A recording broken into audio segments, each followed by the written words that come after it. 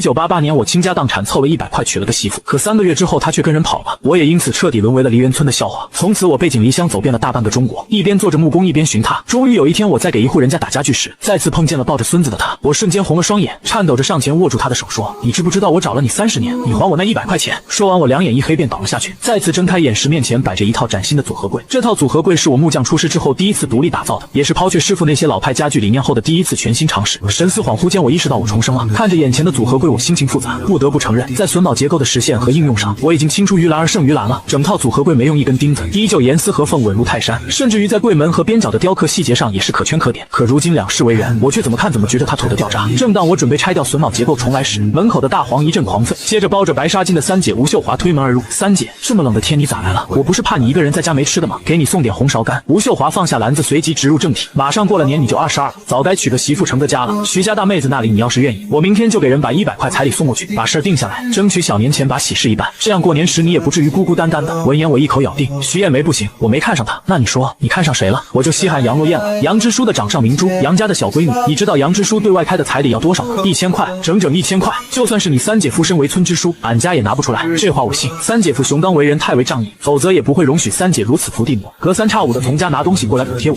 甚至于我的彩礼婚事也要大包大办。幺弟啊，娶亲要讲究门当户对，就咱家这条件，娶不起落雁妹子，你还是现实点，考虑考虑徐艳梅，她是家里老大，肯定比落雁这样的小闺女更会照顾人。我依旧摇头，前世倒是听三姐的话娶了徐艳梅，结果开了春，徐艳梅就受不了家里的苦日子，跟别人跑了，让我在梨园村永远抬不起头来，所以我只能一口咬定，三姐，我这辈子非杨落雁不娶。吴秀华急了，姐知道杨落雁人长得好看出落的水，可杨之书喊出1000块的天价彩礼，不就是为了堵咱农村人的嘴吗？他这是想把宝贝闺女嫁到城里去，成为城里人，你还不明白吗？这话倒是不假，前世杨落雁的确嫁到城里去，可惜她那丈夫是个短命子，才3年就撒手人寰了。再说了，杨落雁从小娇生惯养的，能有徐艳梅这样的女娃知冷知热，这话我就不同意了。我和杨落雁同学9年，知道她这人一点都不娇气，而且人特善良。在丈夫去世之后，她一直执掌着那个破碎的家，没有改嫁，家里家外也都打理得条条当当，唯一的闺女也培养成才，考上大学，10里8乡的乡亲任谁提起都是一阵夸，没说的，所以我不可能松口，任凭吴秀华说破嘴皮子也无济于事。最后丢下一句话，想娶杨落雁，你先挣个1000块钱来。行啊，三姐，7天后你再来看。吴秀华讶异的回头，7天后你不偷不抢，要是能有1000块，三姐我豁出这张脸皮，也帮你把杨落雁娶回家，那就一言为定。三姐，你回去路上走慢点，要你烦。走了。接下来的7天，我吃住都在东屋案台上，愣是把先前土里土气的组合柜改得圆润自然，360度无死角的洋气起来。接着刷上木桐釉，原木色的纹理被衬托的愈发惹眼，甚至有后世实木家具追求的原生态气质来。不仅如此，高低4个柜子外加一个条柜，还可以任意组合，变换出多种不同的造型来，适应性极强。腊月初8腊八节，原本369才缝齐的大事，今儿破例也都缝了齐。我把组合柜一一搬上平板车，塞些破布头包好边边角角，用长长的麻绳捆个结实，而后直奔一口井乡的大集而去。一口井乡位于城郊，市集规模最大，很多城里人都频频光顾。我选在那里也是指着这套组合柜能被城里来的有钱人看上，然后卖个好价。一路上，平板车沿着十字路颠颠簸簸，把我双手都震麻了。好不容易来到一口井乡的市集上，隔远一看人头攒动，望不到边，加上今天天气不错，不少摊贩还在源源不断的汇集而来。我挑了块干地，将组合柜一一搬下来，按照最常见的造型摆好，而后坐在平板车把上，从包里掏出红苕干在那干嚼。组合柜这东西虽然在南方很流行，但在北港县还是个新鲜物件。就我拉来的组合柜，在今天1里多地的集市上也是独此一套。直到中午时分，清冷的阳光难得有了一丝温度，才有一个上了年纪的老头驻足停留，伸手摸了半天的边边角角，拍着柜面问：“你这家具怎么卖啊？”大爷，我这是南方正流行的组合柜，给儿子娶媳妇，闺女出嫁陪嫁，2有面。而且我这套组合柜只此一套，你在北港这地界上找不到第2套。价格吗？1200，包上门安装。老头一听，缩着脖子就走了。我也不气馁，蹲下来继续啃红苕干。倒是旁边编篓子的篾匠大哥沉不住气：“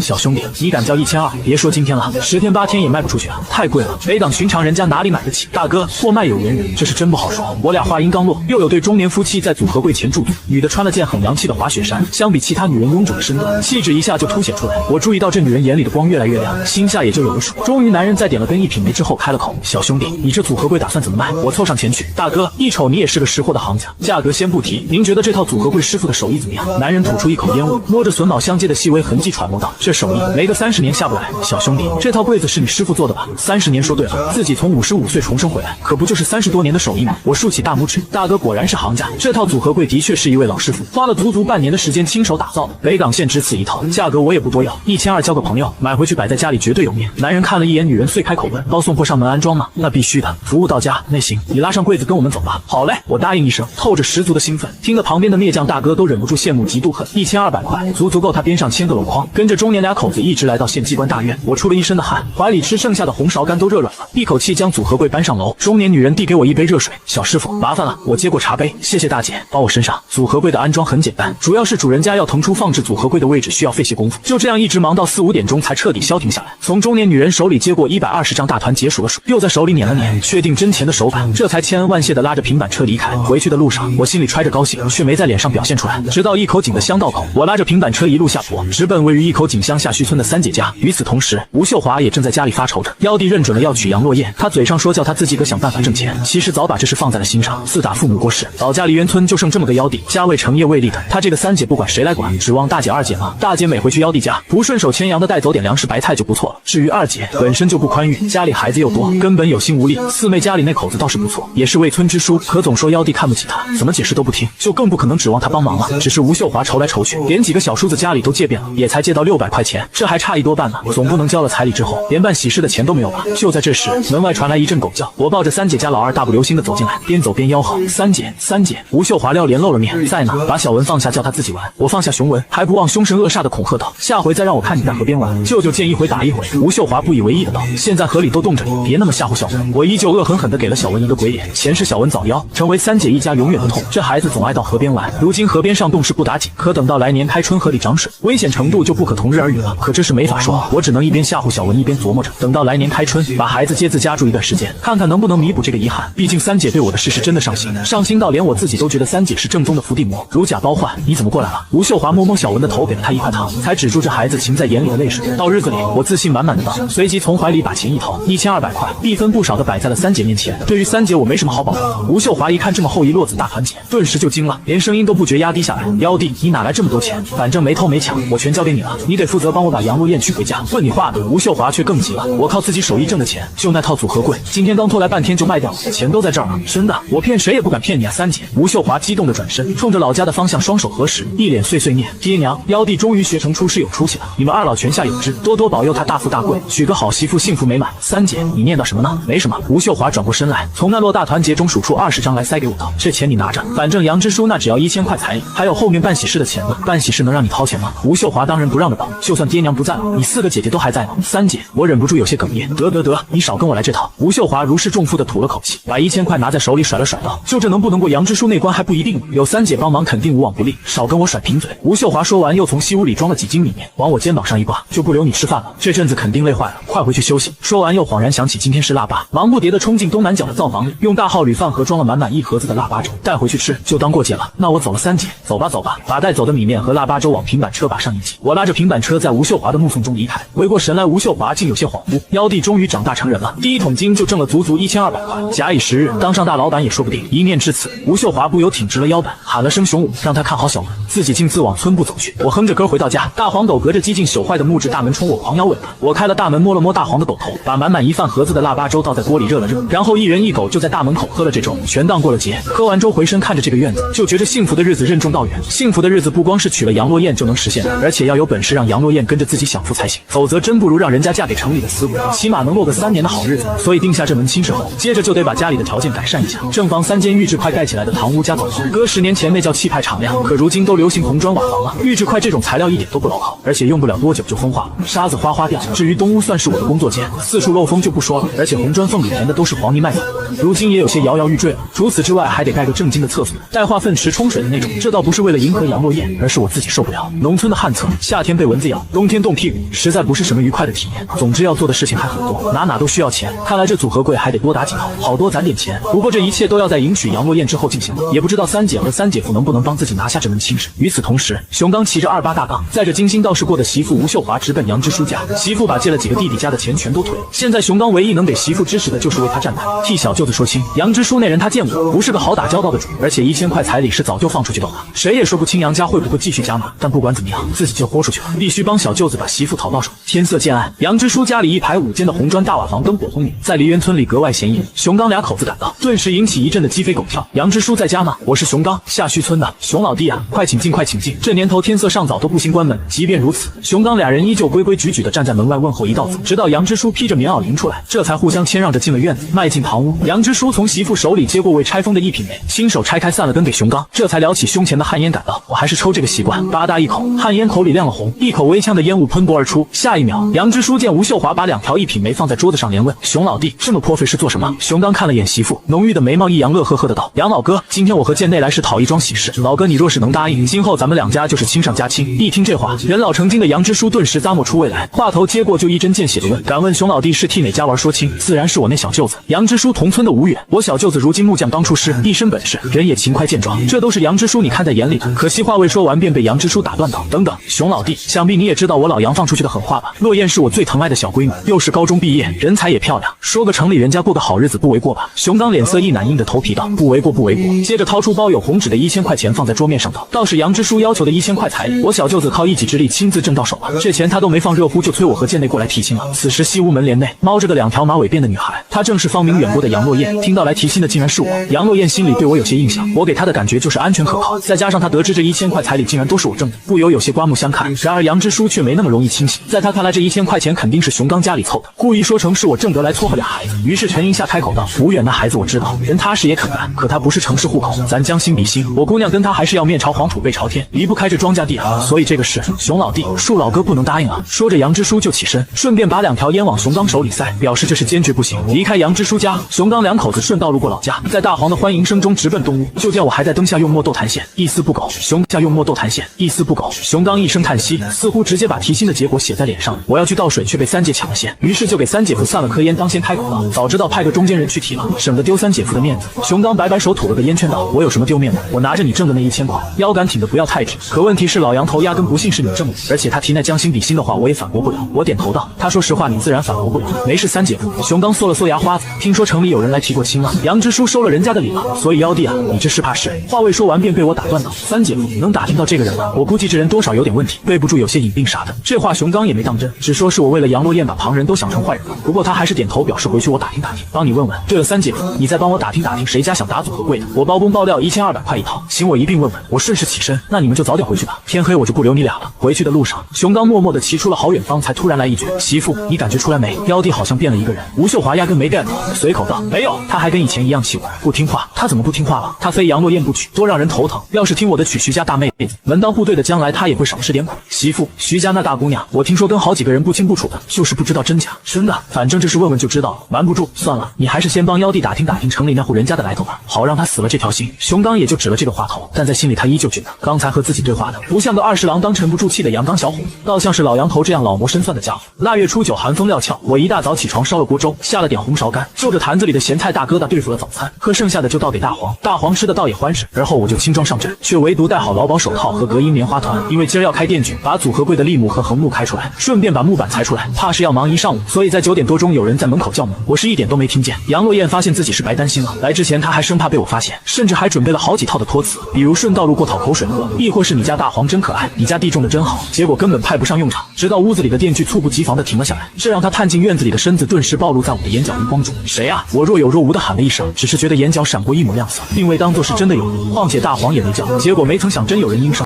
是我？怎么连老同学都不认识？我闻声探出头来，一见是杨落雁，这才意识到自己今次上身着实不雅，回身找衣服，压根没衣服。在堂屋西厢床上里，杨落雁也不知道怎么回事，平时在家里这种赤膊着身子的男人也没舌尖，毕竟这在农村他都没有脸红过，偏偏今天两边白嫩的脸蛋刷的一下就红了，而且红透透滴。我一溜烟的跑进堂屋，找了件工字背心套上，胸前还破了2洞，但聊胜于无。正想把杨落雁请进堂屋，结果人家背着双手摸进了东屋，于是连忙跑过去，毕竟东屋里斧头、锯子、刨子、凿子到处都是，别伤到人家。不料杨落雁一进东屋，就对我锯出来的榫卯模子格外感兴趣，这可是我的强项了。一番解释之后，见证了榫卯结构的神奇，进而共鸣到华夏木匠文化的源远流长，二人不觉间找回不少昔日同窗的感觉。刚才你真的认出我来了？说实话，我真的没敢认，可我转念一想，10里8乡的漂亮美女，除了我老同学杨落雁没旁人了，油嘴滑舌。杨落雁揪着嘴，心里美，愈发大大方方起来，指着一堆的木头问：你打算做什么？打几套组合柜？如今南方正流行的。说话间，我顺手摸起那本翻烂了的杂志，上头都是各种组合柜和组合沙发的图样。杨落雁边看边侧脸问我：这么说来，那1000块彩礼真的是你挣的？当然，如果有1分钱是假的，叫我天打雷轰！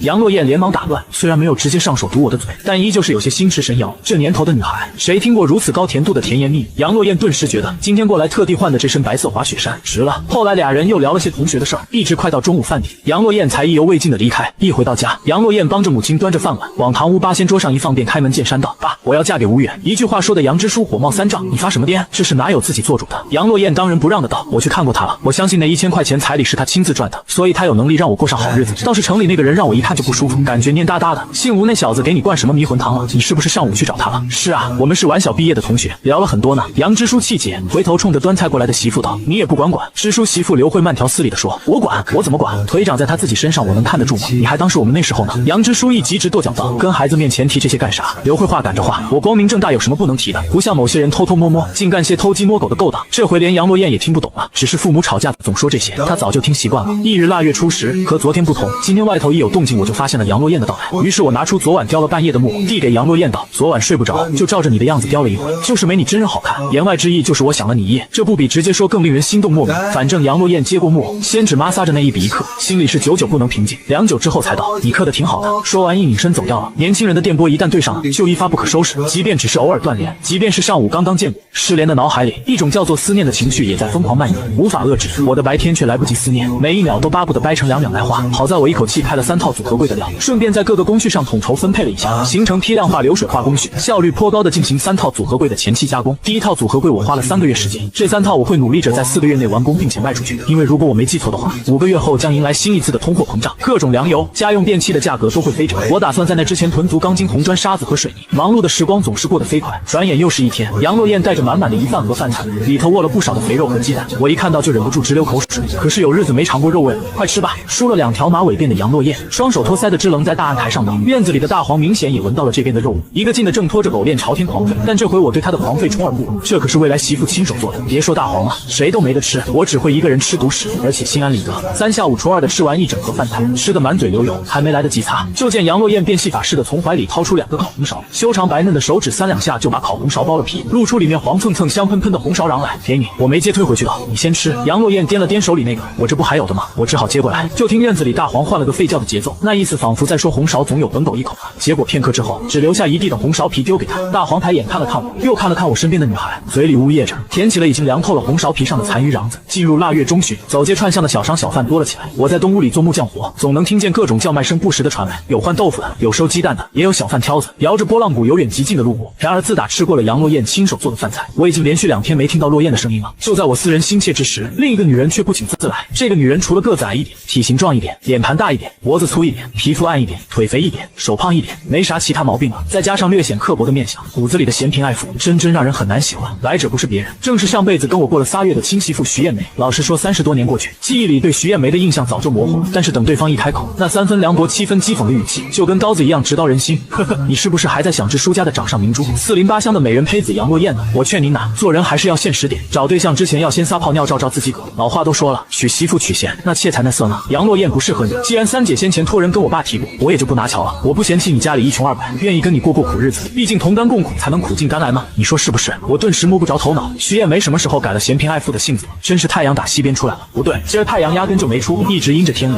实际上我所不知的是，3姐夫带着1000块到支书家提亲的事儿早就传遍了。徐艳梅一听我居然能拿出1000块钱，甭管是不是自己个挣的，那都不是一笔小数目，置办个3转1响是绰绰有余了。北党县这种小地方，自是不能跟大城市的电话、冰箱、电视以及3店相比，这也不算辱没他了。于是徐艳梅这才一大清早便不请自来。我不管徐艳梅为啥而来，反正两世为人，我不可能掉进同一个坑里2次。你走吧，我没看上你。徐艳梅当时就炸毛了，2手一叉腰，凶狠的像个母夜叉。哟，把你给能耐了，不就是有个1000块钱吗？真当杨支书看上你这点钱，还做着迎娶杨落雁的春秋大梦呢？姑奶奶不怕明着告诉你，等你吃不到杨落雁这天鹅肉，回头再来找姑奶奶可就不是这么个价。我也是丝毫不软，戴上手套把人往外撵。你放宽心，我就是打一辈子光棍也不会着你。拜拜了您嘞。与此同时，杨支书家的5间红砖大瓦房里，杨落雁正坐在床上生着闷气，她被亲爹禁足了，她很担心这2天没去，我吃什么喝什么，冷不冷饿不饿呀？哎呀，急死个人里，恐怕杨落雁自己都没意识到，她的一颗芳心已经充满了对我的牵挂。院子里的大黑叫了，有人回来了。杨落雁连忙从床上起身，对着房门一阵猛拍，有没有人呢？有没有人？叫什么叫？叫婆儿呢？回应她的是亲妈刘慧那冷淡的声音。哎呀妈，你怎么也不帮我？杨落雁幽怨地道，往常你对抗我爹，我哪回不是站在你这边？你忘了？你就这么稀罕那小子？当然了，我们同学9年知根知底，妈你不也说过，当初想要嫁给志同道合的同学，如果不是下乡插队，也轮不着被我爹捡了便宜吗？我还跟你说过努力嫁到城里去，脱离农村这个鬼地方，你怎么没听进去？反正我非无远不嫁，城里那个病秧子让人一见就不舒服。刘慧闻声就多问了一句，你怎么知道人家是病秧子？没事别咒人家。杨落雁悠悠的道，我本来也不确定那人是病秧子，可自打见过20郎当小伙子的精气神样，我就彻底确定了城里那家伙一定有病。刘慧闻声一凛，蹭的贴近进了房门，你怎么见过小伙子的精气神？你跟吴家那小子究竟怎么样了？哎呀妈，你想哪去了？杨洛燕解释道，数9寒天的，吴远赤膊在家打家具，这是换做城里那男的他成吗？刘慧对道，城里那人家条件好，用不着吃这苦。妈，这话你自己的信吗？行了，老实待着吧，等你爹回来再说。事实上这2天已经陆续有消息传过来，说城里那个提亲对象身上有病，一直在吃药。杨之书没有直接信，却也为了稳妥托人去打听了，这事真的假不了，假的也真不了。等到下傍晚，阴了一天的天气竟然出了太阳，只是一出来就是夕阳，却在天边画了漫天的晚霞。杨之书气急败坏的回来，身后跟着唯唯诺诺的媒婆孟大嘴。杨之书，这事儿我是真不知道啊，你千万要信我。哎呀，我可冤死喽，这可怎么办哟？杨之书可不管这些乱七八糟的，指使着媳妇把当初下聘的礼品和彩礼全都拿出来，亲自写了份收据让孟大嘴签字画押，即便是愤而退婚，杨之书也没忘了这些首尾。可见能在10里8村干这么多年支书，那绝对不是白给的。很多时候杨之书的名头说出去，甚至比乡长镇长更好使。孟大嘴提着礼品跌跌撞撞的走了，礼物被禁足的杨洛燕却喊得比谁都带劲，爹，该放我出门了吧？杨之书挥挥手，媳妇就给小闺女开了门。没曾想杨洛燕一得了自由，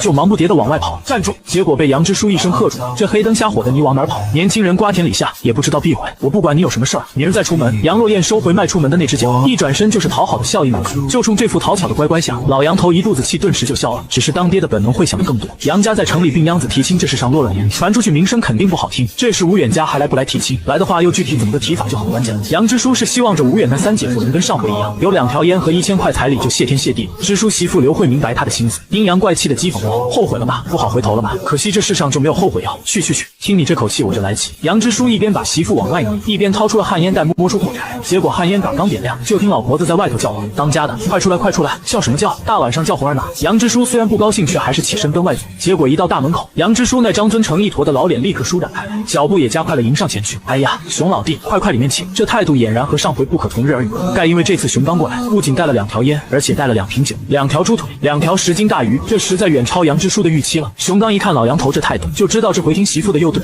双方4个人相让着进了院，杨洛燕也从堂屋里迎到院内，主动叫了声3姐3姐夫。杨之书大手一挥，洛燕，快泡茶！泡好茶，人逢喜事精神爽，说的就是此时此刻的杨之书。经历了之前的波折，他现在对我这个未来幺女婿，无形之中格外看重许多。再加上吴家人实在是会办事，里里外外的都能照顾到，实在是讲究人马对口。实际上杨之书干了这么多年村干部，能差那2根猪腿2条鱼吗？图来图去不就是图个面子？所谓花花轿子众人抬，这一回众人相谈甚欢，喝着茉莉花。杨之书拍着胸脯保证，将来会提携幺女婿，让他成为全村的骄傲。而后把1000块彩礼如数收下，烟酒猪腿和鱼各退了1份回去，这是本地应有的礼数。谈到这里，熊刚和吴秀华原以为此行也就差不多了，不曾想杨之书反而主动提起问：“熊老弟，依你看，俩孩子这婚是什么时候办？”熊刚一听，先稳了一波：“这是杨老哥，你说1我不说2，能办到的要办，不能办到的创造条件也要办。”杨之书徐道：“依我看呀，趁着年前的好日子，趁早办了。我这小闺女年纪不小了，换成别人家都抱孩子了。爹，这时候又轮到杨洛燕不依了。事情发展的太快，还不容许人假模假式一回吗？熊刚以退为进道：“年前也没几天了，匆忙操办起来，会不会委屈了弟妹？”不等杨之书回话，杨洛燕就把头摇得跟拨浪鼓似的，2条麻花便随之甩起来，还真打到自己脸了。吴秀华就笑，只觉得这个弟媳妇傻得可爱。杨之书大手一挥道：“不委屈，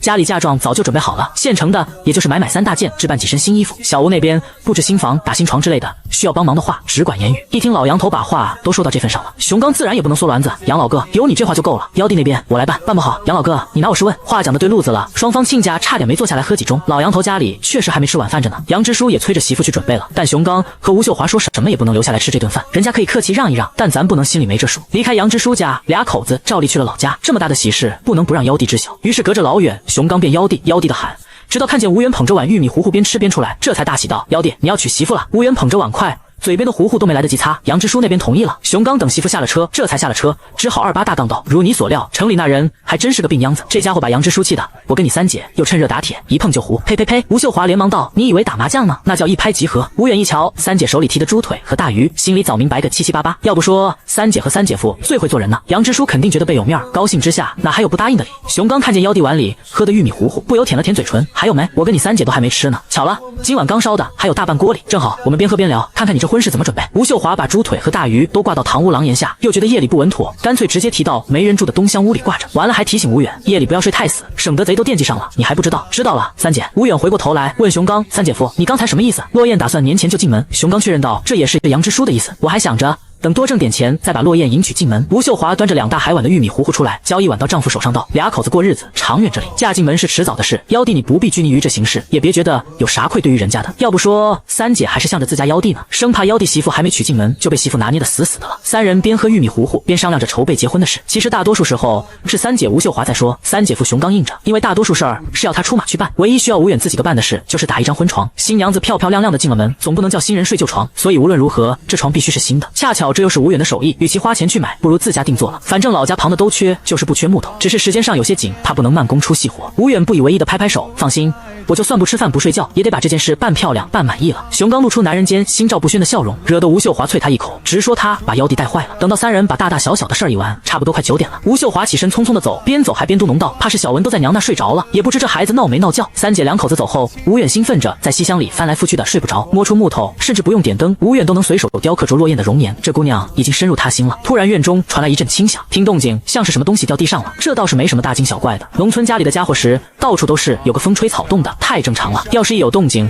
就起床去看，那这一夜就不用睡了。不过很快，吴远发觉这一回不同以往了，大黄的动静没了。吴远连忙放下木偶，只是刻刀依旧攥在手心。透过堂屋门缝一看，明晃晃的月光下，一道人影正在东屋门前蹑手蹑脚的开门。这狗日的小偷，我那一屋子的组合柜料板呢，真让这家伙碰坏了。误事不说，还误工。当下大喝一声：“什么人？”然后猛扑过去，犹如猛虎下山。小偷的头本就不高，一见吴远1.8米的大个子扑过来，加上做坏事心虚，腿都软了，掉头就跑时差点扑倒在地。可惜这家伙是翻院墙进来的，此刻被吴远穷追猛打之下，再想翻出去就没那么容易了。很快，小偷就被吴远捆了个结实，丢在院里。这时候吴远才腾出手来去看大黄，果然大黄被下了药，倒在地上不省狗事，气得吴远回头逮着小偷一通猛踹，踹得对方连连告饶，直说给大黄喂的是昏睡药，不打紧的。即便如此，吴远还是兑了点肥皂水，生生的给大黄灌了下去。约莫5、6分钟，大黄才缓过气来，开始往外吐水。半个钟头后，大黄总算撑着腿站起来了，只是还蔫了吧唧的提不起劲来。吴远气不过，逮着小偷又猛踹了一阵，踹得小偷嗷嗷叫，叫着叫着就哭起来了。这家伙委屈的反倒把吴远气笑了。等到吴远从屋里拿出手电筒，冲这家伙脸上一照，卧槽，这3、7分的汉奸头够骚啊！再看看这张脸，有点脸熟。说说你叫什么？家里几口人？湖里几亩地？我说，我叫常二彪，他们都叫我彪子，家是2道围子的，家里就剩爹娘和我3口了。湖里地我还真不知道，别打我。相比于莫名的脸熟，吴远觉着常二彪这个名字更熟，于是可有可无的追问了句：“就你一人吗？有没有同伙？”常二彪吞吞吐吐地道：“是有人教我这么干的，算不算同伙？”谁？徐艳梅。他说：“你能拿出1000块彩礼，家里肯定有钱。”这对狗男女还真让人惊喜。隔天一早，吴远直接把常二彪扭到村部，正巧杨支书也在。直接让质保赵主任把人交到派出所，好好审审问问。常二彪魂都没了，吓得撑不住腿，跟准老丈人打了声招呼，吴远就手回了。家里还有很多活要干。门头赶了贿赂，身后传来一阵悦耳的铃铛声和轻笑声。是你啊？是我。你走得挺快啊，我骑车都得加把劲才能赶上。杨落雁捏着沙把降了速，快上来，我带你。你都说了加把劲才能赶上我，我再上车，你不是骑得更慢？随便你。杨落雁仰着白皙的脖颈，宛若骄傲的白天鹅，在晨辉的阳光里很美好。两人一跑一骑回到家。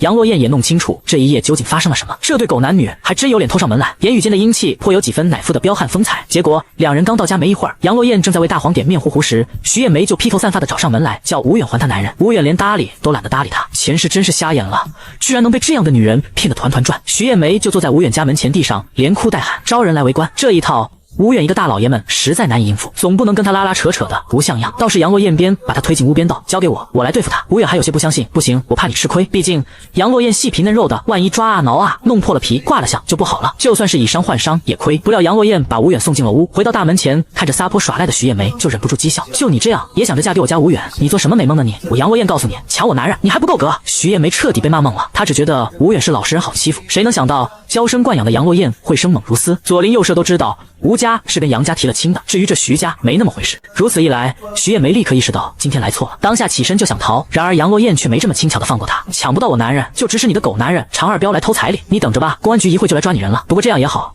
至少你俩这个年不用在家里过了，省多少口粮呀！说话间，还真来了辆蓝白相间的跨斗车，上头下来大盖帽，直接走到徐艳梅面前道：“徐艳梅是吧？跟我走一趟。”扑通一声，徐艳梅跌坐在地，全完了，仅用跨斗车呼啸而去，左邻右舍尽皆散去。杨落雁昂首挺胸的回到东屋，像个得胜还朝的女将军，没给你丢人吧？吴远还只以大拇哥一枚，毫无保留的赞扬。杨落雁得意之余，发现吴远开始处理另一种木头，这种木头长长的、粗粗的，一看就结实无比。这是做什么？组合柜上好像用不到这么长这么粗。吴远眯着眼看着木头面上的平整度道：“打一张我们俩睡的新床。”一提到睡字，杨落雁俏脸瞬间红到脖子根儿，直到吴远翻开几页床品的杂志页给他看，满面红霞才慢慢褪去。你看这是西式宫廷风，这是中式传统风，这是中式现代风，这是中西结合小资风，你喜欢哪种？我觉着都挺好看的。床嘛，只要结实就好了。杨洛燕羞涩到给不出具体的意见，吴远只能自己琢磨，时不时的画出一幅草图，而后觉得不满意，又扔掉重新设计。看得杨洛燕心生不忍，委婉的劝道：“其实一张床嘛，能睡觉就行，甭费那么多脑筋了。”吴远却格外认真地道：“这婚结得太匆忙了，连个新房子都没有，实在委屈你了。不过暂时我给不了你新房子，给你一张新床的能力还是有的。”杨洛燕忍不住听得吃了，明明他说的都是很稀松平常的话，偏偏就那么容易打动自己。回过神来，杨洛燕捧着发烫的脸颊，不由自言自语道：“杨洛燕呀，杨洛燕，你完了，你彻底沦陷了。”下午气温有一丝回暖，熊刚便带人过来，顺道拉来了半车的生石灰、2袋水泥以及一车沙子。事急从权，距离结婚的正日子只有10来天了，家里这几间老房只能粉刷，面上能出点新就成了。吴远出来散了一圈烟，随后就把整座老宅交给三姐夫和他的人了。不一会儿，大黄的狗舍被拆了，蔫不拉几的大黄被拴到了门口弃用的猪圈里。杨洛燕忍住了，没有说。很快，院子里不用的鸡舍也被拆掉。杨洛燕忍不住嘟哝道：“我还想着将来养几只鸡留着下蛋吃呢。”吴远笑了笑说：“别急，最迟明年年底房子全推了重盖，你想要什么我给你盖什么。”杨洛燕露出蜥蜴的眼神，一回头又忍不住心疼钱，那得花多少钱呀？钱挣了可不就是留着花的吗？正聊着，熊刚兴匆匆的跑进来：“对了，妖弟，刚才忘记跟你说了，咱队里有户人家想要组合柜，不过他说最好面上能蒙那种3合板，既洋气又好打理。”吴远点头记下，没问题啊。对了，价钱上你不用看我面子，他家有钱。熊刚说完就走了。吴远耸耸肩，你看这挣钱的机会不就来了吗？杨洛燕也跟着高兴道：“三姐跟三姐夫对咱们可真好。不过这家想要3合板蒙皮的组合柜倒是提醒了吴远，这年头民众的消费观就是一个词，洋气。具体到婚床的设计上，吴远顿时就有了思路。杨洛燕也不逆着人，看见吴远沉浸进去，便主动去把煤球炉子生了火，做上热水。不多时，三姐夫带来的师傅们歇气的时候都有口热水喝了。不知不觉中，杨洛燕默默地做些吴远媳妇才会做的事了。翌日腊月14，距离年关越来越近，距离新婚的日子更近。一大早，吴秀华随着熊刚早早赶到了，随后是靠得最近的4姐吴芳华，接着是从县里风尘仆仆赶来的2姐吴玉华，最后才是姗姗来迟的大姐吴淑华。这是杨洛燕头一回把吴远的姐姐们见全乎了。作为即将过门的心腹，心里头7上8下的忐忑，全然没有想到接下来姐姐们将会爆发一场怎样的撕逼大战。吴秀华对此早有预料，所以指使着吴远带着杨洛燕到县里转转。这么好的媳妇还没过门，可别把人家吓跑了。碰巧吴远打算买些婚床的材料，比如靠背的真皮和海绵，以及一些增添阳气的5金件，便骑着三姐夫的28大杠，载着杨洛燕上县城了。老家的堂屋里，8仙桌边，吴家4姐妹分坐4面，各据一方。虽然坐北朝南，居于上首的是老大吴淑华，但真正掌握着话语权的却是坐西望东的老3吴秀华。爹娘虽然去世的早，但对咱们都还不错，一个个都托了好人家，嫁妆也是一分没少咱们的。唯独给妖弟留的娶媳妇钱，妖弟全拿出来给爹娘瞧病了，没让咱们姐妹垫一分钱。如今妖弟好不容易找了个好姑娘，等着成家立业，咱们几个做姐姐的，是不是该替爹娘把妖弟的婚事办了？我先带个头，我出300。吴秀华开门见山，直接拍出30张大团结逼宫。老大吴淑华把脸往旁边一拧，仿佛他当作看不见这钱就能逃过今天这一劫。老二明显看着老大的脸色，当下也是眼观鼻，鼻观心，敌不动我不动。最后还是老4自知丈夫一直用来搪塞的看不起人论断站不住脚，主动掏了200块，一声不吭的放在桌上。即便如此，吴秀华也未能按捺得住。大姐、二姐，爹娘可都在你后头看着呢，都说长姐如母，遇到今天这事，你真能当作看不见？你怎能心安理得睡得着觉的？吴淑华梗着脖子道：“我没钱。再说了，妖弟能拿出1000块彩礼给人家，能在乎我这仨瓜俩枣？”吴秀华彻底爆发了，把8仙桌拍得咣咣直响。你但凡能给个仨瓜俩枣，那也是你身为长姐的心意和良心。妖弟就算是腰缠万贯，你身为长姐就能不表示心意，就能没良心了？句句扎心，字字要命。其实吴秀华也不想这样，实在是他忍太久了。很多次他都想不通，爹娘都是出身大户人家，怎么会养出如此小家子气的大姐？堂屋里剑拔弩张，连外头干活的工人们都感到了森森寒意。有人杵了杵熊刚道：“你媳妇发飙了，你要不要去劝劝？”熊刚脑袋摇得很坚定：“不用，我信媳妇镇得住。”熊刚的判断没有错。就在吴秀华发完飙后，老二侧头看了眼供桌上的爹娘，咬牙从兜里掏出包钱的手帕，一层层的揭开，点出里面的100块钱放在桌上。我家里情况你们也知道，只能拿这么多了。吴秀华深深地吐出一口气，有这600块已经足以为妖弟办一场体面的婚礼了，他知足了。就在这时，老大忽然以迅雷不及掩耳之势甩出50块钱，完了还一副死猪不怕开水烫的样子道：“我就这么多了，多1分都没有。”吴秀华收起那50块钱，然后忍不住笑了：“大姐，要不是妖弟不许我动手，今天你身上别想带1分钱回去。而且妖弟也说了，今天咱们出的钱他都会记在心里，将来会1分不少的奉还。摊上这样是非分明、独立自强的弟弟，你们就偷着乐吧。换作是别人家，不被爹娘扒一层皮下来，能放过咱们？吴淑华也放松下来，摊手，你动手也没用，我反正就这50块。行，50就50。妖弟也不是傻子，谁给的多，谁给的少，他能没个数？今天与其说是咱们几个当姐姐的聊表心意，不如说是妖弟给咱们的一次机会。妖弟可是要成大事的人，到那时你们再想巴结，可没这么好的机会了。都知道雪中送炭难，锦上添花易。可就有人宁愿上杆子锦上添花，也不愿雪中送炭。拿到了钱，过完了嘴瘾，吴秀华便不搭理这些姐妹，连口水都不招待。反正这也是他们的老家，想喝水自己烧。不过老大和老二很快就走了，唯独老四留下来一阵，跟在吴秀华身后，老半天才下定决心：三姐，妖帝的床上用品我来置办吧。吴秀华挑着眉头诘问：你确定你家老钟不会因此而说三道四？吴芳华语气略虚：不会的，老钟不会的。行，这机会我给你，但要是让我从老钟嘴里听到半个不字，别怪我这当姐的翻脸。不会的，三姐，小妹，你别觉着我总向着妖帝，想想妖帝对待你家仨条皮蛋怎么样？我知道的，三姐。28大杠飞快地穿梭在乡间十字路上，带起来的冷风更加动人。杨洛燕把围巾给吴远戴了，自己坐在后排上，冻得瑟瑟发抖。起初吴远在想着买东西的事，等到意识到，连忙下车直拍自己脑袋。瞧我这脑子，光顾着想事了，把你给冻的。杨洛燕双颊冻得通红，却还有心情开玩笑道：我也没想到你车子能骑这么快。当下任由吴远帮自己裹好围巾，包得严严实实，而后重新上车。坐稳了没？把手伸我棉袄里面捂着，顺便抱紧我。这回我骑得慢点，冷了一定要跟我说。知道了。小两口重新上路，剩下的旅程温暖多了。直到抵达清宫市场，杨洛燕才意犹未尽地下了车，伸头问：这就到了呀？而后嘟哝道：以前上县里觉得好远好远，今儿怎么感觉好近好近？吴远把28大杠记放在清宫市场门口，这才伸手拉上杨洛燕，直奔里走。这一牵，吴远完全是下意识的，毕竟清宫市场人多，不牵着很可能就走散了。倒是让杨洛燕猝不及防，低着头羞涩了老半天，扯了块2米见方的棕色真皮革，又切了块2米见方的高密海绵。五金件质量上不用过多担心，吴远专门挑了杨洛燕喜欢的玫瑰金和棕色真皮以及原木色搭配起来，倒也相得益彰。俩人买完，手牵手往回走，直到吴远眼角发现一堆的金刚弹簧，这玩意可是做席梦思的好东西。吴远脑海灵光一现，婚床打得再漂亮，能有席梦思加分多。这年头，只有高端酒店才用得起席梦思床垫，寻常人家整个这玩意，那绝对是洋气。这玩意那绝对是洋气他妈给洋气开门，洋气到家了。况且既然决定给洛燕一张新床，那就要给她最好的，日后在这张床上生儿育女的，想想也带劲不是？打定主意，说办就办。吴远一琢磨，就把席梦思所需的材料估摸得差不多了。除了足够数量的金刚弹簧，还需要足够面积的高密海绵和无纺布，最后就是套在最外层的床垫罩子，必须是大红大紫的喜庆色。一通细挑慢拣的，采购额直接飙到了200块。眼瞅着吴远一口气挑这么多东西，杨洛燕不明就里的问：买这么多弹簧做什么？吴远神秘一笑：到时候你就知道了。对了，你会踩缝纫机不？会啊。那么组织上决定交给你一项光荣的任务，感谢组织信任，保证完成任务。小两口轻车简从的回了家，订了那么多东西，提个送货上门的小小要求不过分吧？杨洛燕不知道吴远怎么拿捏人家的，但就是莫名觉得自己的意中人很能干。小两口回到家，姐姐们都乘风破浪的离开了，家里只剩下熊刚跟师傅们继续翻新着老房子的边边角角。吴远打了声招呼，便一头扎进东屋，开始手绘席梦思的制作草图。这玩意他前世92年的时候做过，当时也是心血来潮，不仅做了席梦思，而且做了套组合沙发，成为全村最洋气的家具材。而且经他手工打造的席梦思和沙发一直用了很多年，直到蒙面的布料磨坏，脏污之后才彻底丢掉。所以手搓席梦思对他来说根本没挑战，唯一的问题就是时间有点紧，必须加班加点才能赶得上。下傍晚的时候，熊刚给师傅们一人塞了包烟，打发他们先走，而后进到东屋丢了根烟给吴远道：这回你几个姐姐都给了钱，包括大姐。吴远很意外，三姐指定是没少发飙，也还好，你也知道，你三姐只是不想这一大家人就这么散了。我明白，三姐夫。吴远猛抽了一口道：你放心，只要我跟洛燕把日子过得红红火火，这个家就散不了。哎，这就对了，也算你三姐没白操心这么多年。大月15，冬日暖阳，小河中心化了洞，水流哗哗，可河边依旧是厚厚的冻层，坚固到能站人。老吴翻新忙完了，今儿熊刚和师傅们不用再来了。一大早，吴远抄起扫把，把院子一扫，确实有种焕然一新的感觉。紧接着，清宫市场的人就把货送上门了。吴远仔细点了货后，这才把尾款付清。清宫市场的人刚走，杨洛燕便骑着昆车进了院，而后春风得意在院子里多骑一圈，生怕吴远看不出他今儿从头到脚都换了新衣服。这身衣服真漂亮，杨洛燕轻盈如燕子落地。我妈给我置办的喜服，特地穿过来给你瞧瞧。咱妈的手艺没得说，何况你人漂亮，穿什么都好看。油嘴滑舌，杨洛燕满脸欣喜，随即从里兜里掏出一沓子大团结。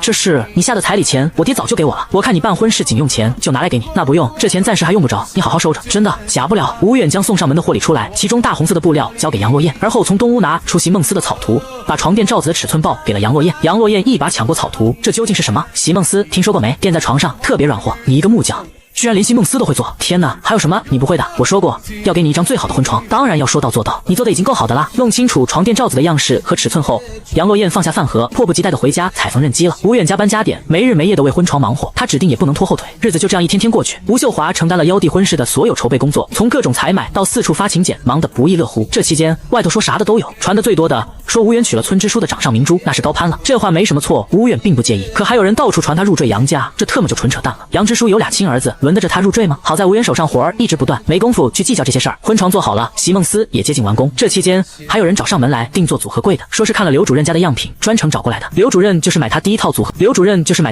合柜的机关干部，当时上门安装之后，特地留了地址。这下好了，3套组合柜订出去2套。生活有盼头，小年过后，腊月25，头夜又下了一场雪，气温骤降，水缸里的冰又厚了一层。杨若燕终于把他鼓捣了10来天的床垫罩子带来了。小两口把床架子、床垫子以及床垫罩子一股脑搬进早已腾出来的堂屋东厢，开始现场安装。2米2宽的大床，这尺寸在村里也是绝无仅有，加上真皮靠背以及床头床尾的锃亮5金件，一看就很洋气高端上档次。等到2人一起把床垫子套上罩子，往床上一摆，不止长宽严丝合缝，而且厚度分毫不差。喜欢吗？喜欢。伴随着一声欢快的叫喊，杨若燕呈大字形扑上床，才发现里头装了那么多弹簧的席梦思床垫，竟然一点都不硌人，翻身滚动，动静也不大。吴远这才注意到大红的床垫罩子上绣了好多花，争奇斗艳的，愈发喜庆了。怪不得鼓捣了这么多天，你也躺上来试试。杨若燕兴奋地相邀，等到吴远睡到她身边，一侧脸呼出的气息都喷薄到他耳边时，他才意识到不对，俏脸一下子红到了脖子根。吴远看得吃了，正自心猿意马之时，大门口传来吴秀华的声音：“妖弟，妖弟，你人呢？”等到俩人心虚的跑出屋去，吴秀华才后知后觉地问：“我是不是打扰到你俩了？”“没有，没有。”“是不是打扰到你俩了？”“没有，没有。”“三姐。”杨若燕脸皮薄，极力否认：“就算打扰也没关系，反正后天你俩结完婚，有的是没人打扰的时间。”吴远只是憨憨的笑：“行了，你也别笑了，今天你俩去领证，顺便到县里百货公司给洛燕买块上海表。洛燕嫁到咱家，总不能什么都不添，让外人看笑话。”吴秀华说着，塞给吴远200块钱。杨若燕连说不用，可也拦不住吴远接下来，反正狮子多了不痒，债多了不愁，也不差这100、200的了。平日里无人问津的百货公司充斥着来采买年货的人，这2年不少人外出到货挣了钱，冰箱、电视机和洗衣机柜台前围了不少人。吴远替杨若燕选了块上海牌坤表，又添了双皮鞋后，兜里只剩下20块。路过家具柜台，看到进口的席梦思竟然标价2000块，杨若燕这10斤到了。惊讶之余，杨若燕不由自主的昂首挺胸起来。再看向那些买冰箱、电视机、洗衣机的人，就没多少羡慕了。只要咱男人能干，添这些东西还不是早晚的事。回程路上，杨若燕斜坐在后座上，抱紧了吴远。村里有人说吴远的闲话，说他高攀自己，殊不知身为当事人，他有多幸运。不过妈说的对，这是自己偷着乐就行，没必要嚷嚷着让别人都知道。28大杠一路到了运河闸，开始下坡，雪后的路面有些结冰。吴远载着人，控制着速度，一路溜得很慢，直到拐过船闸，到下一个转弯口，突然停下车来。吴远双脚撑着地，冲路边努了努嘴道：“看看这边的家具。”杨若燕不明就里地下了车，看看路边唯一的家具摊都是旧家具，而且不少破损的，一看就不是正经的家具摊，真买到不结实的。回头再想找人，连门都没有。转念一想，吴远就是木匠，家具的好坏他一眼便知，自己还担心个什么劲儿？吴远支好车子，蹲下来仔细打量这些可以称得上文物的家具。从那工艺和雕刻手法上来看，可以确定这些都是出自香山帮匠人之手。香山帮匠人前世他如雷贯耳，甚至还专门搜集过他们的作品。谁曾想在这里直接遇到这么一大堆，可惜他身上没钱了，否则直接全包了。稍加修缮，日后卖给识货之人绝对亏不了。吴远心下惋惜，正准备起身离开，目光忽然落到那把断腿的太师椅上，岁月斑痕掩盖下的木头纹路有些眼熟，似乎是花梨木。吴远不动声色地多看了几眼，没错，花梨木没错了，而且是正宗黄花梨。大哥，你这家具怎么卖？双手拢在袖笼里的中年人老神在地，不答反问：“你瞧上哪件了？”吴远从太师椅上收回目光，随手拍拍面前的八角桌问：“就这桌，100块。”大哥，我是真心想买，20行不行？20买这八角桌，这可是香山帮的手艺，你当买白菜拿？20手艺，你当买白菜拿？20块只能买那些坏掉的，这些破烂能修好吗？吴远在坏家具堆里边拨拉边嘟哝道：“大哥，20块5件，破烂我也认了，行不行？不行我就走了，顶多2件，觉得行你就挑，不过钱货两清后，不带后悔找不的。”好吧，吴远装作勉强接受，而后煞有介事的在破烂堆里挑了半天，顺便看看还有没有被遗落的黄花梨，哪怕是一条腿也成。结果并没有，似乎今天这运气全都用光了。不过人的懂得知足，最后假意磨蹭一会，吴远果断挑了太师椅和脚蹬子，付了钱。太师椅是他的目标，至于脚蹬子，那就是个搭头。看在他残缺最小的份上，得亏三姐这车上绑着绳子，吴远和洛燕俩人费了半天劲，才把太师椅和脚蹬子绑好在后座侧面，匆匆离开了。倒不是怕家具哥反悔，而是这家伙总盯着杨若燕看，令人不喜。等到车子离开好一段路，杨若燕这才追问：“你是想买这把太师椅吧？它有什么猫腻？”吴远心情不错，也不瞒他，黄花梨的太师椅稍加修缮，卖给识货的人起码能赚这个数，600。哇，你真是太厉害了！6000。杨若燕倒抽一口冷气，忙道：“那你慢点骑，千万别把这宝贝磕着碰着里。”回到家，四姐吴芳华把新做好的床上用品都送来了，堆满了整张婚床，2床厚被子、2套薄被子以及2套薄被子以及2套褥子，全都是新棉花打的，松软又暖和。外罩大红大绿的被面，摸起来光滑，看起来喜庆，外加一对鸳鸯枕，顿时让这张婚床有了灵魂。谢谢四姐。杨若燕欢喜地拉着四姐道了谢。吴芳华摸了摸杨若燕的鬓角，不用谢，弟妹，四姐应该的，只要你跟妖弟把日子过好，四姐做的再多也高兴。腊月27宜合婚订婚，按照阳历算，刚好是2月14日西方情人节。杨支书选了这天做结婚的正日子，看得出来是下了真功夫。天还没亮，公鸡刚叫了头遍，杨洛燕便麻溜地爬起来，换上喜服，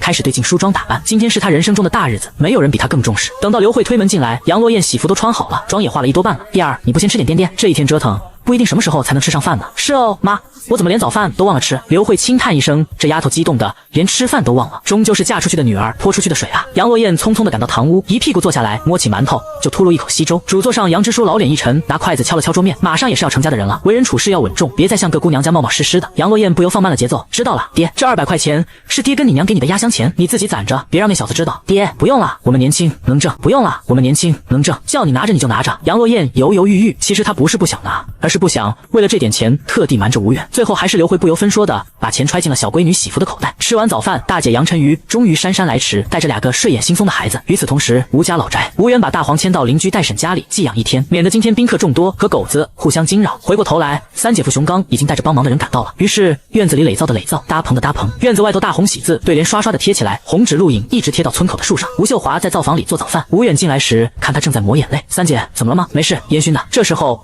吴远本该上前默默给三姐一个拥抱，可惜两世为人，他还是做不来。不过他都记在心里。三姐在灶房里忙活，三姐夫在外头统筹一切。今天这婚事的知客师一职，也毫无疑问落到了仗义热情的三姐夫头上。所谓知客师，有地方又叫知客司，不仅要统筹婚事大小事务，而且要负责迎来送往，照顾好宾客，甚至某桌席面上座次僵持不下时，他还得负责理清来客和主家的关系，亲疏尊卑，协调好座次，可谓是事无巨细。天色渐亮，来的人渐渐增多，但在熊刚的安排下，全都各司其职，有条不紊，反倒让吴远这个新郎官闲下来，看着婚床四周满墙的笑脸娃娃，略感惊悚。但愿今天落雁陪嫁的家具能多挡掉一些，省得晚上睡觉瘆得慌。很快，锣鼓队、接亲队相继到位，吴远这个新郎官也就正式入位，接受各种摆布安排。到了8、9点钟，姐姐们带着孩子陆续抵达。老大吴淑华不舍得出钱，但便宜话好听话他从不吝惜，先是夸了今天的妖帝多么精神，多么帅气，随后摸着席梦思床垫赞不绝口。他这一夸，倒还真让老二和老四上心了。妖帝，这真是你手工做的？吴远点头。这么厚的垫子，冬天好办，夏天可怎么睡？这是单面席梦思，翻过来就是凉席。姐姐们啧啧称奇之余，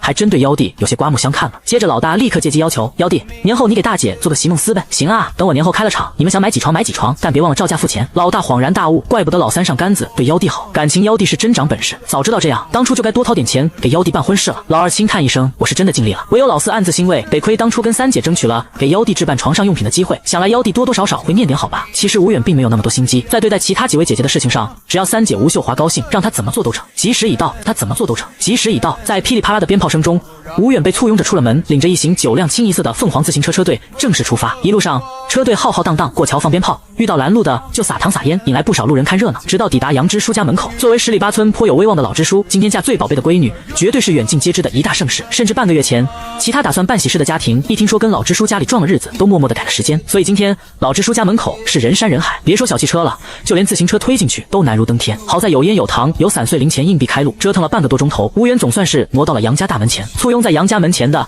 大多是杨洛燕这头的亲戚，在甚嚣尘上的高攀论和入赘论之下，这些亲戚看向来接亲的队伍，天生就带有一股子居高临下的优越感。结果人到跟前才发现，旁的不说，新郎官是真的高大帅气，和洛燕简直就是郎才女貌的绝配。所以在吴远面带微笑的散了一圈喜烟之后，堵门的人群立马散了一大半，只留下几个顽固派迟迟不肯离去。这就不是吴远的事了，留给接亲车队里专门应付闹婚的高手来处理，无非是多一包烟少一包烟的事儿。10多分钟后，在付出了6包喜烟的代价之后，大门打开，吴远先叫了院子里的杨支书和支书媳妇，只是尚未改口。紧接着见过大姐杨晨瑜和大姐夫马长山，大舅哥杨奔和大嫂李云，二舅哥杨猛和二嫂蒋凡，顺便塞了点零钱红包给几个孩子。时候不早了，快去接落雁吧。杨支书催促道。吴远深吸一口气，还剩下2道门，他却已经没多少耐心了，干脆直接交给队里的高手去交涉，哪怕多散点烟和糖他也认了，因为他已经等不及要见自己漂亮的新娘了。好在高手就是高手，剩下2道门拢共只用了10分钟就开了。吴远终于出现在明艳照人的杨洛燕面前，认识你15年以来，你今天最漂亮。此话一出，气氛挠的一下就浪漫起来。15年的相遇相知，只为了从今往后的长相厮守。试问还有谁比他更配新娘子？闺房里尖叫和喝彩响成一片，就连把新娘子的红皮鞋藏到怀里的伴娘都不好意思再藏，主动交了出来。吴远亲手给杨洛燕换上红皮鞋，杨洛燕伸手给他擦了擦汗，又引起一阵惨绝人寰的哀嚎。这小两口太残暴了，联合起来撒狗粮，酷死人不偿命！退！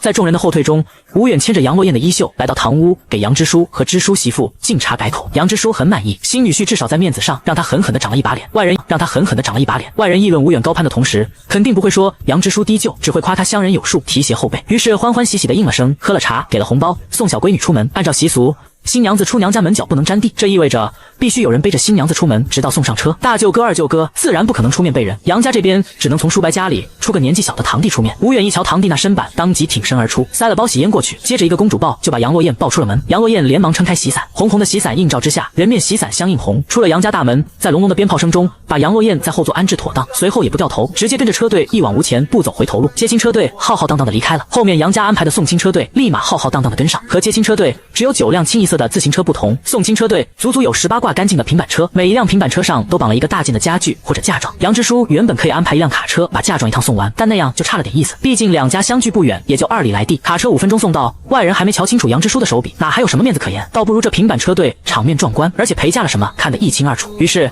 等到接亲车队回到吴家，最后一辆送亲的平板车，吴家最后一辆送亲的平板车才刚出杨家没多久，新娘子到家，上万响的鞭炮立刻响起，跨火盆去晦气，4邻8乡不知道从哪儿冒出来那么多孩子，前呼后拥的都要看漂亮的新娘子。吴远顿觉压力山大，兜里的喜糖早就散完了，接亲的高手也两手空空，最后得亏是熊刚早有准备，把预备给小两口回门的喜糖拿了出来，才勉强应付过去。吴家的高堂已然不在，熊刚特地把吴远的师傅乔四爷请过来接新人的敬茶，这是倍有面的大好事，乔四爷自然万分乐意，即便掏了红包破了费也愿意。最后伴随着外头又一阵隆隆的鞭炮声，吴远把杨若燕送到婚房的婚床上歇着，外头正式开席，累并快乐着。吴远塞了一把花生糖到杨若燕手里，这是他好不容易私藏的，就为了偷偷塞给媳妇，让她垫补垫补。接着吴远出去应酬了，吴家这头的亲戚陆续挤进婚房来认新媳妇。面对这么多笑容可掬的生面孔，杨若燕多少有些无所适从。好在老大吴淑华终于在这一刻发挥了些作用，陪在弟妹旁边给她介绍吴家这头各路亲戚人马，让她尽快适应吴家女主人的角色。吴远出门不为别的，是为了安排杨家的送亲队吃饭的。送亲队以杨家二叔杨国柱为首，一看就是个见多识广的精明人。吴远招呼着他到新房随便看看，结果杨国柱一眼就注意到婚床的特别，这床垫了席梦思。吴远点点头，席梦思可不便宜，还行，我做的冬夏两用，不比进口的差。小伙子很能干呀，就算我哥亲自安排，也未必能比这做得好。二叔说笑了。说话间，外头平板车队抵达，19多的熊猫彩电、蝴蝶牌缝纫机、一面大衣柜、一套梳妆台、2口大箱子，在熊刚的安排下，一件件的搬进屋。很快，新房里摆得满满当当，余下的只能先放到堂屋西厢里放着。完事，平板车车队的师傅们领了喜烟和喜糖就走了。杨国柱带来的送亲队则是留下来吃席，当然他们也只是浅尝辄止，稍微吃点就离开，毕竟他们的主场不在这边。10几桌席面一开，院子里香气冲天，仿佛提前过年了。新房里玩闹的孩子们立刻消失得无影无踪。吴远趁机端了碗4喜丸子进屋，给守在婚床上眼巴巴的新媳妇尝尝鲜。起初杨若燕还顾忌颜面，不敢偷吃，吴远干脆把房门一关。杨若燕再看向香喷喷的4喜丸子，再也忍不住了，一个拳头大的4喜丸子下了肚，杨若燕直接吃了个半饱，坐在婚床上的腰板也挺直了，长腿也舒展了。这一幕看得吴远蠢蠢欲动，杨若燕被他看得脸红心跳，终于抵挡不住那火热的眼神攻势，蜻蜓点水的亲了他一口。砰的一声，大姐家的大闺女令苗苗冲进来，手里头也端着半碗单切肉片，看样子是来给舅妈送吃的。一见吴远也在，令苗苗便故作好奇的促狭道：“舅舅，你怎么一脸的口红呢？”吴远果然重击去擦，惹得令苗苗放声大笑，连带着杨若燕也俏脸绯红。这孩子辈分上差1辈，可实际上令苗苗也只比吴远小3岁，打小没少跟在舅舅屁股后面满大队的耀武扬威，结果长成大姑娘就开始反噬了。令苗苗笑完就跑，惹得吴远追到院子外头，才在门前老槐树底下私摸摸的塞了个红包给吴远道：“我妈那人小气，我替她补上。”吴远双手插兜，根本不接：“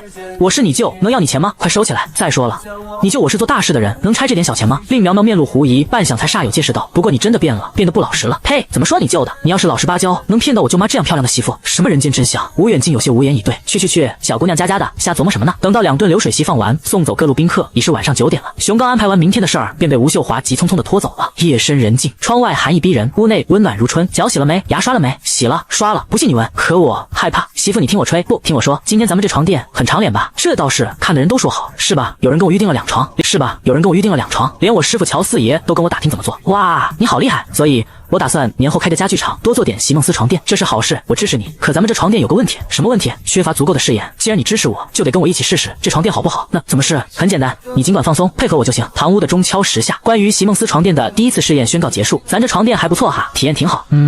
可我觉得试验还不够充分，1次2次说明不了问题，那能怎么办？得接着压力试验啊！隔天腊月28，今年29算30，所以今天就算是除夕前1天了。隔壁带沈家公鸡刚叫了2遍，杨若燕便强忍着微微的不适，摸黑起了床。如今她已经是吴家的的媳妇给支棱起来，再不能躲在三姐的庇护之下，净想着享清福，那样日子指定过不长久。等他打开大门准备扫院子，才发现三姐和三姐夫早就等在门外。杨落燕感动的差点没忍住，声音都哽咽道：“三姐、三姐夫，你们怎么不喊我？”吴秀华起身拍了拍纱巾上的白霜，喊什么呀？我们也是刚到。旋即抢过弟媳妇手里的扫把，压低声音问：“昨晚睡得好吗？”杨落燕瞬间脸红到脖子根，贝齿紧咬着下唇，点了点头。吴秀华眉开眼笑：“你先歇着，这里有我跟你三姐夫就成了。”杨落燕只好又去烧开水，这活他干过，擅长。等到院子扫干净，吴远也揉着眼睛起床了。今天那边要迎接闺女，带着姑爷回门，这边也要盛情招待那边过来的大舅哥小舅子。吴秀华挑了几样菜热了热，众人一起吃过早饭，随后拿出2条烟、2瓶酒，外带2瓶麦乳精、蜂蜜以及白糖果子，满满一网兜，着实不少。杨落燕接在手里都不由迟疑：“三姐，这太多了吧？”“不多，不多。”吴秀华连连摇头，笑说：“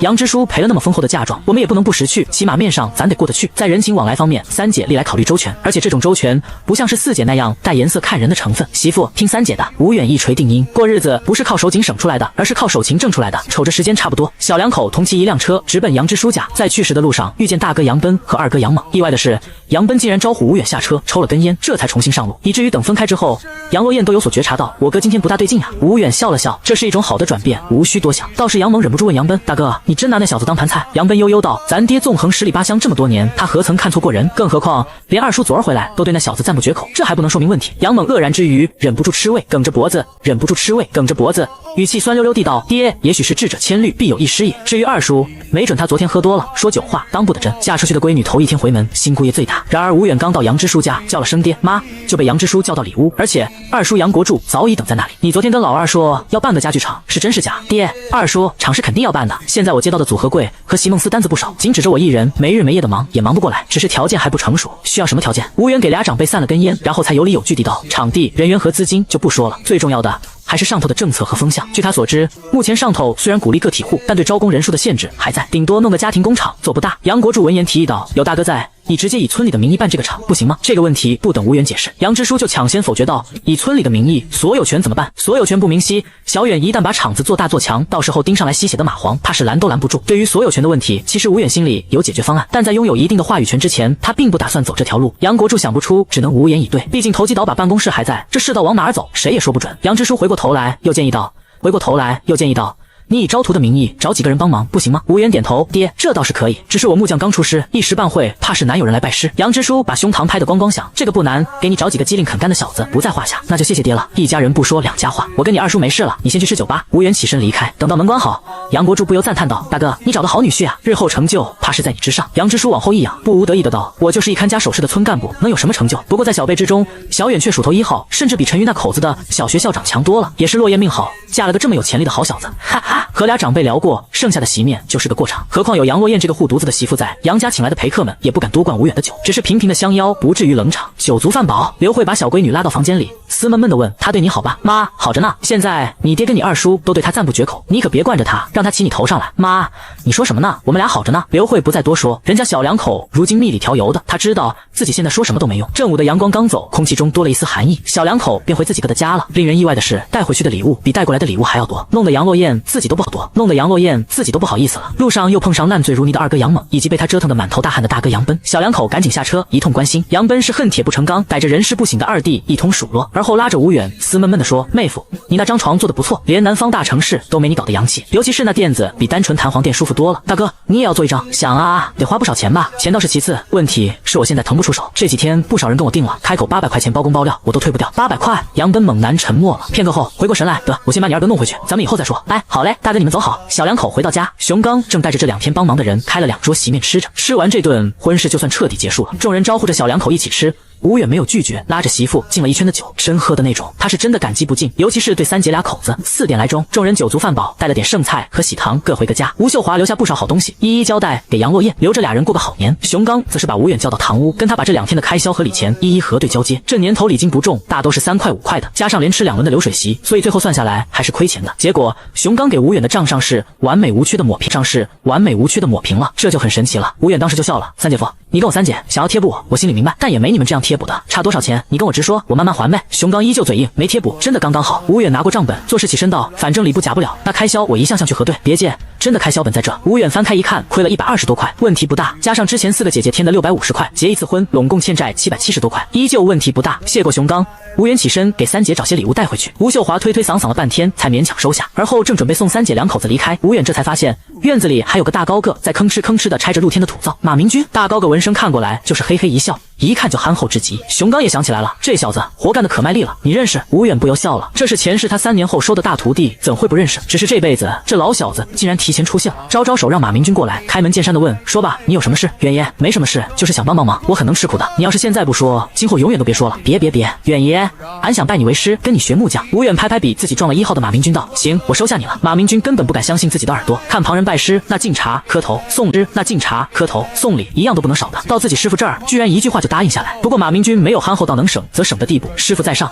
俺这就回去准备拜师礼，用不着那些繁文缛节。不行，俺爹说了，礼不可废。眼瞅着马明君一溜烟的背影，熊刚目瞪口呆，这小子比妖帝大不少吧？吴秀华还在想，吴远却已经脱口而出：比我大5岁，那你还收他？妖帝收他没问题。吴秀华解释道：按爹那一辈来算，他的确比妖帝差1辈，叫远爷没毛病。既然叫远爷没毛病，认师傅就更没毛病了。吴远补了一句道：被他这么一叫，我感觉自己瞬间就老了。杨落雁忍俊不禁的大笑，结果被吴远一句话说的垮下俏脸来。你别忘了，我成了师傅，你就成了师娘。杨落雁不依的捶他，可惜笑到使不上劲，送走了三姐两口子。吴远带了包喜糖到隔壁戴婶家，把大黄牵了回来。这狗子一闻到家里残留的肉香味，瞬间来了精神，颇有被下药之前的几分风采。看来这狗子是缓过来了，照旧把大黄拴在门口，丢了块骨头给他磨牙。吴远开始里里外外的收拾，不仅要把马明君没拆完的土灶拆完，还要把堆在正房西厢的新家具搬出来摆上，顺便换掉早已陈旧的老家具。不过一个人拆土灶搬砖还行，可搬起家具来就有些力有不逮，叫来家具来就有些力有不逮，叫来杨落雁帮把手，结果他搬起来明显还是有些不适，只是他不说，咬牙强忍着。这是吴远得认，都怪他昨晚的床垫压力测试搞得太激烈了。好在这时马明君回来了，带着一脸的兴奋。俺爹说了，拜师得挑个黄道吉日，好好准备准备。那你咋回来了？俺刚想起来活没干完，有了马明君帮忙，收拾起来就高效多了。很快，堂屋和东厢都布置上了新家具，焕然一新。熊猫电视机也摆在席梦思床头，插上了天线，蝴蝶牌缝纫机摆在窗口下，终于有点正经人家的样了。房子还是那套房，但看着忙忙溜溜的杨落雁，吴远就莫名觉着心安。果真是有房不算假，有人才叫家。等到忙完，天也黑了，杨落雁早已收拾出一桌子菜来，叫马明君留下来一起吃饭。这家伙说什么也不肯，又一溜烟跑掉了。小两口吃完晚饭，杨落雁收拾碗筷，顺便把吃剩的一并倒给了大黄。多日不尝肉味的狗子吃得激动到发出护食的吼叫。吴远打开东屋，各种钻头、斧头、锯子都缩在箱子里没动过，靠着山墙摞起来的组合柜框架也稳稳当当。黄花梨太师椅也在，可脚蹬子难兄难弟的缩在墙角，毫不起眼。明天就是除夕了，这把椅子今年指定是修不上了，关键是